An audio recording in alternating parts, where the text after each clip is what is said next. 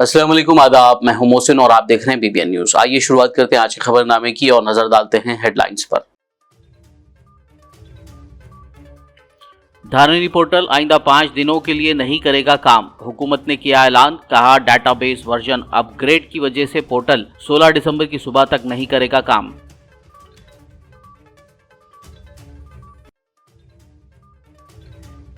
लागाचर्ला के किसान को पुलिस की जानिब से बेड़ियां पहनाने का मामला, बीआरएस वर्किंग प्रेसिडेंट केटीआर ने की सख्त मजम्मत। इस रवैये को करार दिया गैर इंसानी और जालिमाना।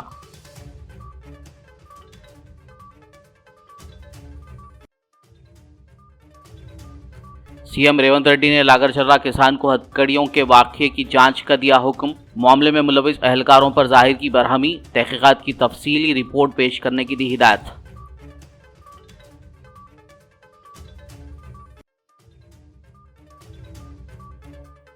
तेलंगाना काबीना की तौसी पर हाई कमान लेगी फैसला। डिप्टी सीएम भट्टी विक्रमार्का की दिल्ली में मीडिया से बातचीत। कहा 50% से ज्यादा लोग कांग्रेस की हुक्मरानी से मुतमईन।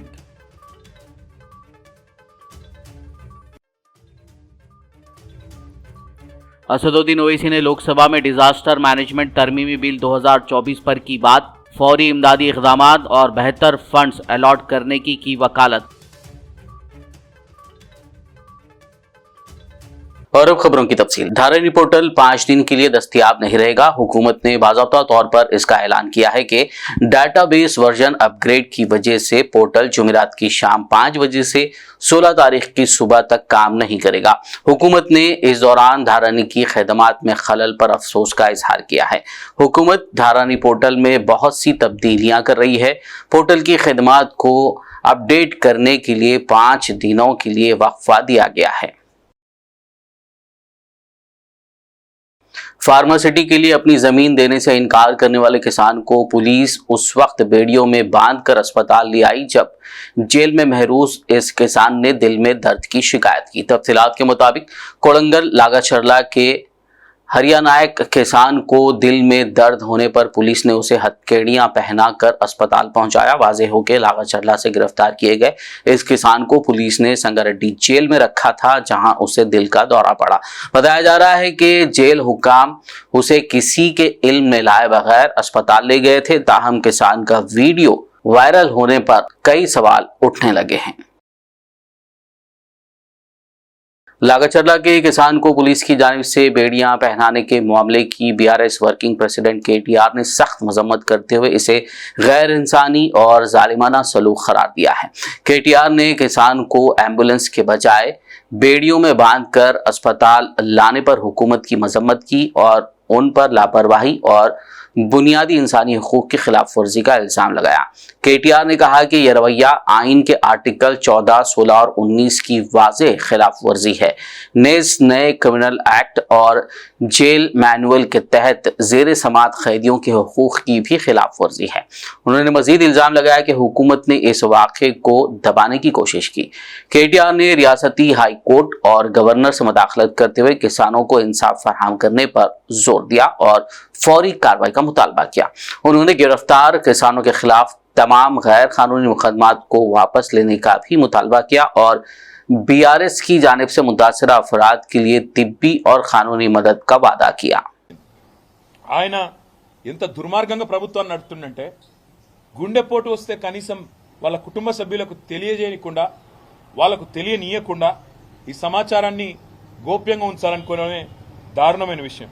ఇంకా ఘోరం ఏంటంటే అసలు మీరు ఇది చూడండి దయచేసి ఒకసారి బట్టి. ఇవాళ ఆ సోదరుణ్ణి ఆసుపత్రికి తీసుకొచ్చారు. ఇట్లా బేడీలు వేసి ఎవడన్నా గుండెపోటు వచ్చినోడు పారిపోతారండి? గుండెపోటు వచ్చిన వాళ్ళు వెంటనే జైలు నుంచి దుంకి పారిపోతారా? ఇంత అన్యాయమా? జైలు నుంచి గుండెపోటు వచ్చిందని చెప్తే బేడీలు వేసి పట్టుకోమా, ఇంత అన్యాయంగా, ఇంత అమానవీయంగా, ఇంత సంస్కారహీనంగా, ఇంత చండాలమైన ప్రవర్తన ఈ ప్రభుత్వానికి ఉంది. స్ట్రెచర్ మీద తీసుకురావాల్సిన మనిషిని, అంబులెన్స్లో తీసుకురావాల్సిన మనిషిని ఇవాళ ఒక పోలీస్ బండ్లో తీసుకురావడమే కాకుండా ఇంకా నికృష్టంగా ఈ రకమైన ప్రవర్తన ఏదైతే వీళ్ళు చేస్తూ ఉన్నారో ఇది క్షమార్హం కానే కాదు. నేను గౌరవ హైకోర్టు ప్రధాన న్యాయమూర్తిని కోరుతా ఉన్నా, రాష్ట్ర గవర్నర్ గారిని కోరుతా ఉన్నా, కాంగ్రెస్ పార్టీ అధినాయకుడు పార్లమెంట్లో ప్రతిపక్ష నాయకుడు రాహుల్ గాంధీని కోరుతా ఉన్నా, డిమాండ్ చేస్తా ఉన్నా. రాహుల్ గాంధీ గారు, మీకు కనీసంగా మానవత్వం అనేది ఉంటే, మీకు కనీసం గుండె ఉంటే, హృదయం అనేది ఉంటే, వెంటనే ప్రభుత్వానికి ఆదేశం ఇవ్వండి, మీ ముఖ్యమంత్రిని మందలించండి. ఆయనేమో జైపూర్లో విందులు వినోదాల్లో అక్కడ హ్యాపీగా ఉన్నాడు, విందులు వినోదాలు చేసుకుంటూ జల్సాలు చేస్తున్నాడు మీ ముఖ్యమంత్రి. ఇక్కడేమో కేవలం తమ భూమి ప్రభుత్వం డిమాండ్ చేసిన విధంగా మేము ఇయ్యము అని చెప్పిన పాపానికి గిరిజన రైతులు జైళ్లలో ఉన్నారు, ఈ రకంగా చచ్చిపోయే పరిస్థితిలో ఉన్నారు. ఇది మంచిదా? రాహుల్ గాంధీ చెప్పాలని కోరుతా ఉన్నా. నీకు నిజంగానే హృదయం ఉంటే వెంటనే నీ ముఖ్యమంత్రికి ఫోన్ చేయి, చెప్పు, ముందు కేసులు వాపసు తీసుకో, వాళ్ళని వెంటనే జైల్లోకి వెళ్ళి ఇడిచిపెట్టు, వాళ్ళ ఇంటికి పోని, వాళ్ళ కుటుంబ సభ్యులను, వాళ్ళ ఆరోగ్య పరిస్థితి ఎట్లాగో మీ ప్రభుత్వం పట్టించుకోదు, అవసరమైతే మేం చూసుకుంటాం, ప్రైవేట్ ఆసుపత్రుల్లో పెట్టి వాళ్ళకి మంచి వైద్యం చేయించి వాళ్ళ ప్రాణాలు కాపాడుకునే ప్రయత్నం చేస్తాం.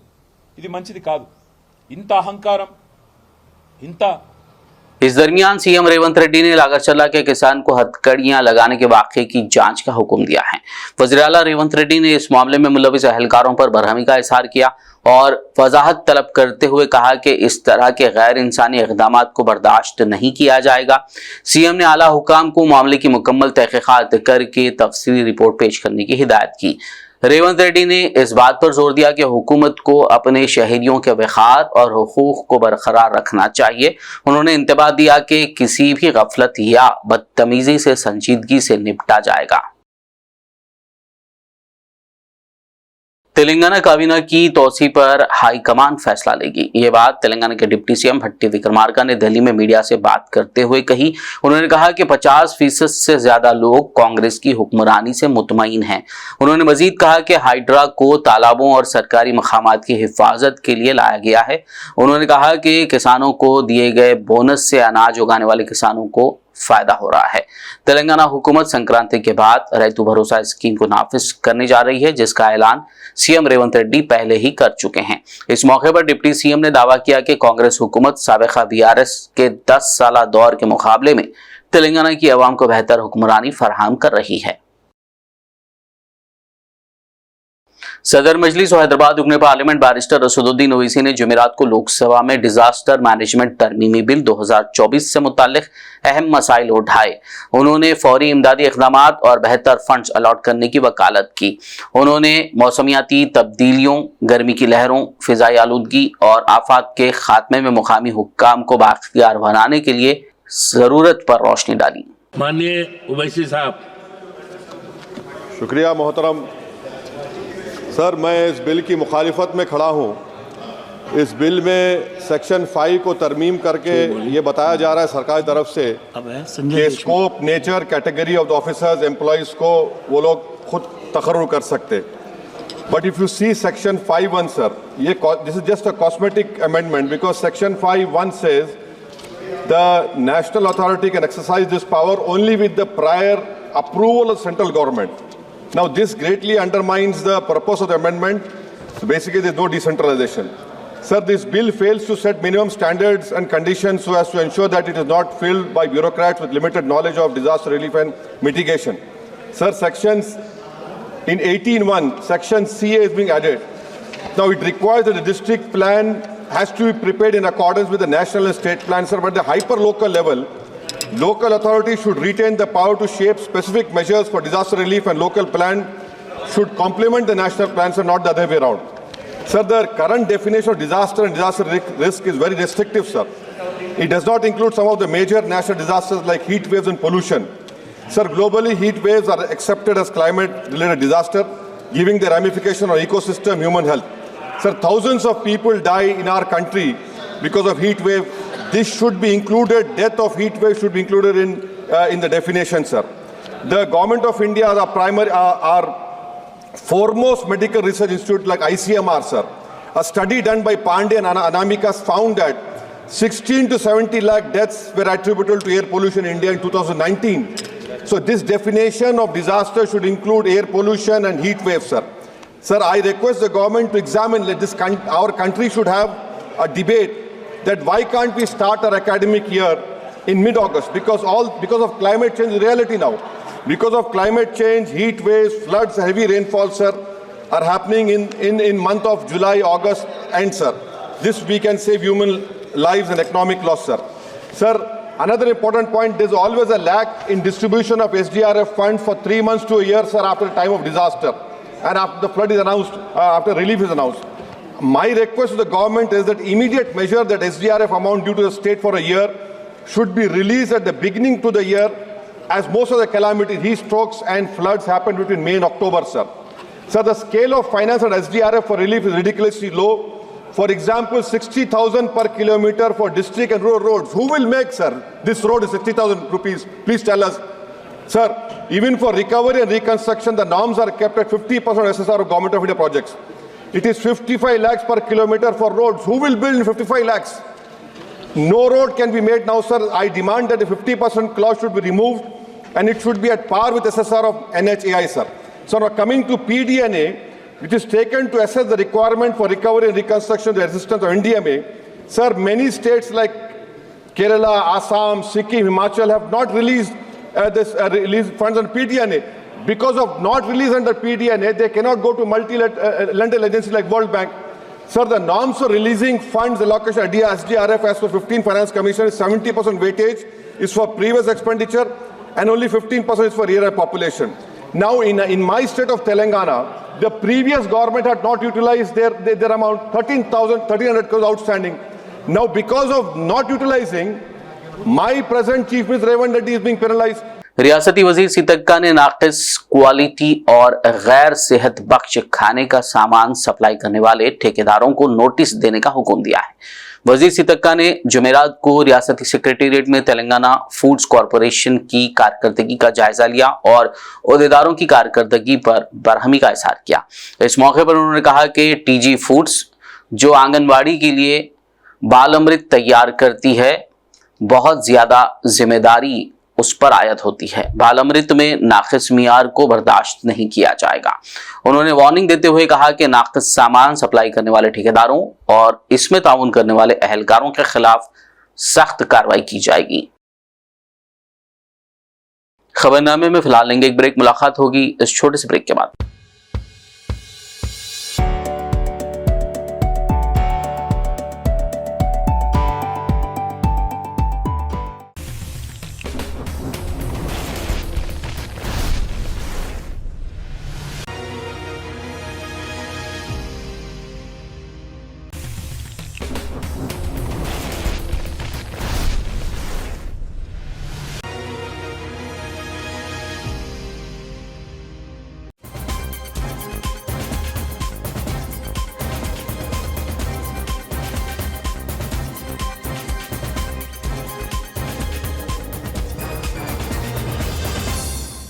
ब्रेक के बाद खबरनामे में आपका दोबारा खैर मकदम है। आइए बढ़ते हैं मजीद खबरों की जानब। साबिक वज़रा सविता इंदा रेड्डी और सत्यवती राठौड़ के अलावा दीगर बीआरएस कायदीन को तांडूर के ट्राइबल वेलफेयर हॉस्पिटल जाने से रोक दिया गया, जहां 2 दिन कबल फूड पॉइजनिंग से 15 तलबा मुतासर हो गए थे। मज़कूरा बीआरएस कायदीन इन तलबा की इयादत के लिए आज जुमेरात को हॉस्टल जा रहे थे कि विकाराबाद पुलिस ने उनके काफिले को विकाराबाद चिनारेड्डी चौराहे के पास रोक लिया, जिस पर बीआरएस कायदीन और अराकीन ने सड़क पर बैठकर अपना एहतजाज शुरू कर दिया। पुलिस ने एहतजाजियों को वहां से हटाने की कोशिश की। बाद-ए-आज़म पुलिस ने उन्हें गिरफ्तार करते हुए परगी, नवाबपेट, चेंगुमल पुलिस स्टेशनों को मुंतकिल कर दिया। కుట్ర చేస్తుంది నిజంగా ఇంత దుర్మార్గం ఎవరైనా ఉంటారా? నిజంగా కుట్ర చేసే సంస్కృతి కాంగ్రెస్ పార్టీది, కాంగ్రెస్ పార్టీ నాయకులది। ఈ రాష్ట్రంలో పేద విద్యార్థులకు, పేద బిడ్డలకు నాణ్యమైన విద్య అందియాలని ఆ రోజు ఆ మహానుభావుడు కేసీఆర్ గారు ఈ రాష్ట్రంలో 200 గురుకులాలు ఉంటే 1000 గురుకులాలు స్థాపించి అన్ని వర్గాల వారు, అన్ని ఆడపిల్లలకు ఎక్కువ, మరి మగపిల్లలకు కూడా సమానంగా అక్కడ గురుకులాలు ఏర్పాటు చేసి నాణ్యమైన విద్యనిచ్చి ప్రపంచంతో పోటీ పడే విధంగా తీర్చిదిద్ది మరి వాళ్ళకు మంచి విద్యతో పాటు మంచి భోజనాన్ని అందించాం। కానీ ఈరోజు ఎంత దుర్మార్గం అంటే ఈ ప్రభుత్వానికి పేదల పట్ల ప్రేమ లేదు। ఉన్న హాస్టళ్ళు నిర్వీర్యమైపోయినాయి, ఈరోజు వికారాబాద్లో చెన్నారెడ్డి గారి విగ్రహం దగ్గర రోడ్ పైన కూర్చొని మాట్లాడుతున్నాం మీతో. సంతోషం. ఎందుకంటే ఈరోజు సాయిపూర్లో హాస్టల్లో పిల్లలకు విషాహారం తిని వాళ్ళకు ఫుడ్ పాయిజనింగ్ అయిపోయి సిక్ అయిపోయిందని 2 days బ్యాక్ పేపర్లో చూసాం. సరే 2 days తర్వాత సెట్ అయ్యిందిలే అని అనుకున్నాను. కానీ ఈరోజు మార్నింగ్ పేపర్లో ఫోటో చూసాను. తల్లిదండ్రులకు కూడా నో ఎంట్రీ. అంటే వాళ్ళ పిల్లలను చూసుకోవడానికి, వాళ్ళ పిల్లలు సిక్ అయిందని తెలిసినప్పుడు తల్లిదండ్రులను చూసుకోవడానికి కూడా పర్మిషన్ ఇవ్వలేదన్నప్పుడు ప్రధాన ప్రతిపక్షంగా మాకు బాధ్యత ఉంటుందా ఉండదా? మీరు తల్లిదండ్రులను అలో చేయనప్పుడు కనీసం మేమైనా కనీసం వెళ్ళి చూసి వాళ్ళకు భరోసా కల్పించి ఏం జరిగిందని కనుక్కోవాల్సిన అవసరం ఉంది. కానీ ఆశ్చర్యం ఏంటంటే ఈరోజు మేము ఇక్కడ వికారాబాద్కి ఎంటర్ కాగానే, నాకు తెలియదు చన్గోముల దగ్గరనే మమ్మల్ని ఆపాలనుకున్నారని నాకు కూడా తెలియదు. కానీ ఈ రోడ్ ఎంబడి ట్రాఫిక్ తక్కువ ఉంటుంది అని చెప్పి నేను ఈ రోడ్ ఎంబడి సిద్ధులూరు రోడ్ ఎంబడి వస్తే ఇక్కడ మమ్మల్ని ఆపేశారు. అసలు ఎందుకు ఆపారు అనేది ఎస్పీ గారిని, కలెక్టర్ గారిని అడుగుతా ఉన్నాను. అంటే ప్రతిపక్షంలో ఉన్న వాళ్ళకి ఒక రూలు, అధికార పక్షంలో ఉన్న వాళ్ళకి ఒక రూలా? ఈరోజు మమ్మల్ని అలో చేయండి కలెక్టర్ గారు, మేము పోయి పిల్లలను చూసి వస్తామంటే ప్రోటోకాల్ వర్తించదు మేడం అంటున్నారు. ప్రోటోకాల్ అంటే నేను ఎమ్మెల్యేని, ఎక్స్ మినిస్టర్ని, తను ఎమ్మెల్సీ గారు, ఎక్స్ మినిస్టర్ గారు, అంటే ఏం ప్రోటోకాల్ కావాలి? ఒక గిరిజన బిడ్డగా తను వచ్చింది, గిరిజన హాస్టల్ తల్లిగా చూడడానికి వచ్చింది. అదేవిధంగా తను ఆ శాఖను నిర్వహించింది కాబట్టి అక్కడ ఉన్న పరిస్థితులు తెలుసు కాబట్టి చూడడానికి వచ్చినప్పుడు ఏం ప్రోటోకాల్ కావాలి కలెక్టర్ గారికి? అంటే ఎమ్మెల్యే గారి తమ్మునికి ఏం ప్రోటోకాల్ ఉంటుంది, మాకేం ప్రోటోకాల్ లేదు. నిన్నగాక మొన్న ఎమ్మెల్యే గారు తమ్ముడు పోయి చూసి వస్తాడు, ఆయన ప్రోటోకాల్ ఉంటుంది, కానీ మాకు ప్రోటోకాల్ ఉండదు. కొన్ని అలా ఉండాలన్నప్పుడు మరి మా వాళ్ళు కూడా అక్కడ లోకల్లో తాండూరులో ఉన్న వాళ్ళు, తాండూరులో పుట్టిన వాళ్ళే రావాలంటే నేను తాండూరులో పుట్టిందండి. वजीर सेहत दामोदर राज नरसिम्हा ने आज जुमेरात को रियासत की सरकारी अस्पतालों में डायग्नोसिस आलात, फायर सेफ्टी, अद्वियात वगैरह का जायजा लिया। इस इजलास में हेल्थ सेक्रेटरी क्रिस्टीना, DME वानी, TGMSIDC के MD हेमंत व दीगर सीनियर अफसरान ने शिरकत की। इस मौके पर अहदेदारों ने बताया कि वजीर सेहत की हिदायत पर 10 टास्क फोर्स टीमों ने सरकारी अस्पतालों में फायर सेफ्टी आलात और अद्वियात की दस्तयाबी का मुआयना किया और अपने अस्पतालों के दौरे से मुतालिक रिपोर्ट तैयार कर ली। अहदेदारों ने वज़ीर सेहत को इस मौके पर उन नुकात की वजाहत की जो उन्होंने अपने दौरे के दौरान पाई थी। तेलंगाना कांग्रेस वर्किंग प्रेसिडेंट और साबिक एमएलए जग्गा रेड्डी ने अपनी ही पार्टी कायदीन पर गुस्से का इजहार किया। मीडिया से बात करते हुए उन्होंने AICC सेक्रेटरी विष्णु और दीपादास मुंशी पर नाराजगी जाहिर की। उन्हें इस बात पर गुस्सा था कि कांग्रेस पार्टी में उन्हें बताए बगैर फैसले किए जा रहे हैं। उन्होंने कहा कि पार्टी में फ्रेशर्स को तरजीह दी जा रही है।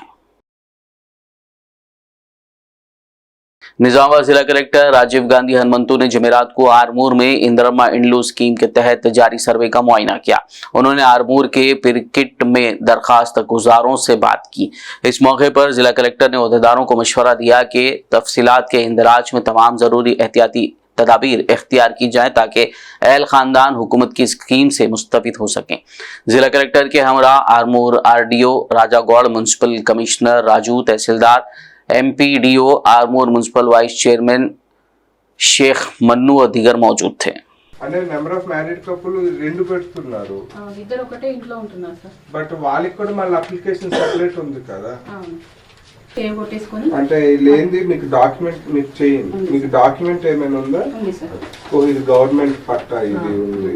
ఓకే, ఇది మీరు PDF చేయగలరు. అవును సార్. అది చేస్తున్నారా? చేస్తున్నాం సార్. పీడిఎఫ్ ముందే కొట్టేసుకొని తీసుకున్నాం సార్. ఇక్కడ ఒక ఆ యాప్ ఉందా మీ దగ్గర? ఉంది సార్. డైరెక్ట్ సెలెక్ట్ ఆప్షన్ వస్తుంది.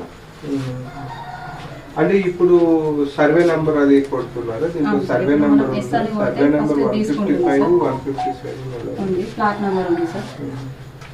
మీరు ఇప్పుడు నంబర్ అంటే గంగారాము మదర్ ఇన్ లా ఇది ఒక్కటి సార్. ఇక్కడ రిలేషన్ అనేది ఆమె తాత అవుతారు కదా సార్, ఆమెకి మనమరాలు ఆ ఆప్షన్ లేదు సార్ మనకు సైట్ లో. గ్రాండ్ ఫాదర్ లేదు సార్. గ్రాండ్ ఫాదర్ గానీ గ్రాండ్ డాటర్। सुल्तानुल में एजुकेशनल सोसाइटी और water shade support services and activities network ने माहौलियाती तहफ़्फ़ुज़ को फरोग़ देने के लिए एक तारीखी मुआहदे पर दस्तखत किए हैं। सुल्तानुल में एजुकेशन सोसाइटी के एजाजी सेक्रेटरी जफर जावेद और water shade support services and एक एक्टिविटीज नेटवर्क के डायरेक्टर MV रामचंद्रुडू ने आज जुमेरात के रोज इस MOU पर दस्तखत किए हैं। दोनों तालीमी इदारों के दरमियान शराकतदारी माहौलियाती चैलेंजेस से निपटने में अहम किरदार अदा करने की उम्मीद है।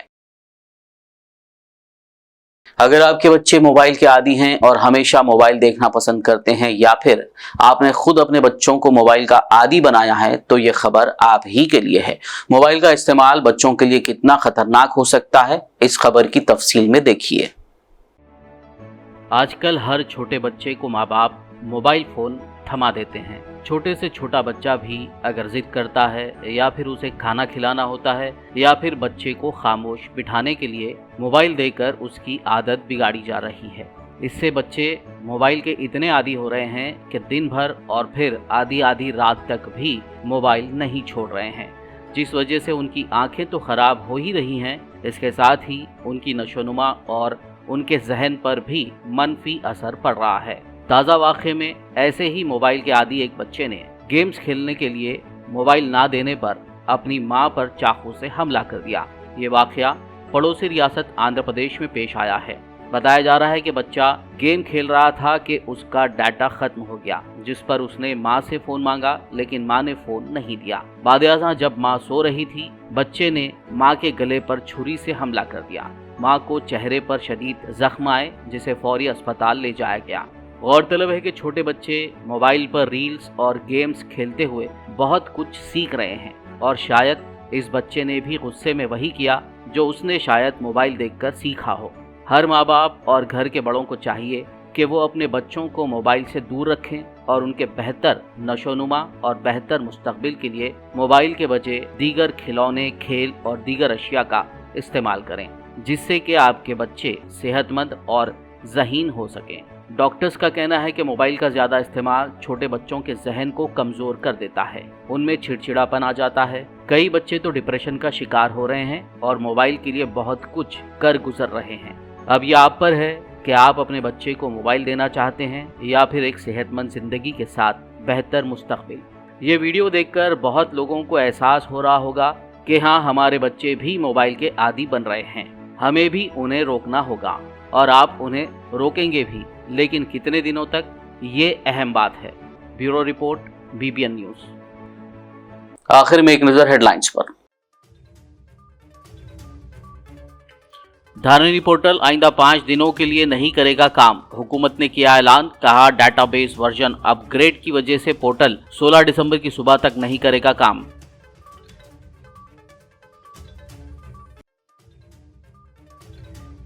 लागाचर्ला के किसान को पुलिस की जानिब से बेड़ियां पहनाने का मामला, BRS वर्किंग प्रेसिडेंट KTR ने की सख्त मजम्मत, इस रवैये को करार दिया गैर इंसानी और जालिमाना।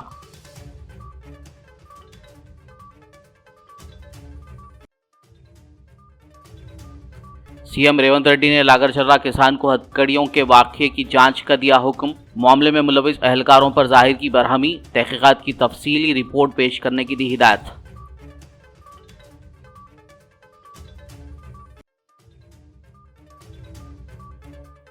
तेलंगाना काबीना की तौसी पर हाई कमान लेगी फैसला, डिप्टी CM भट्टी विक्रमार्का की दिल्ली में मीडिया से बातचीत। कहा 50% से ज्यादा लोग कांग्रेस की हुक्मरानी से मुतमईन।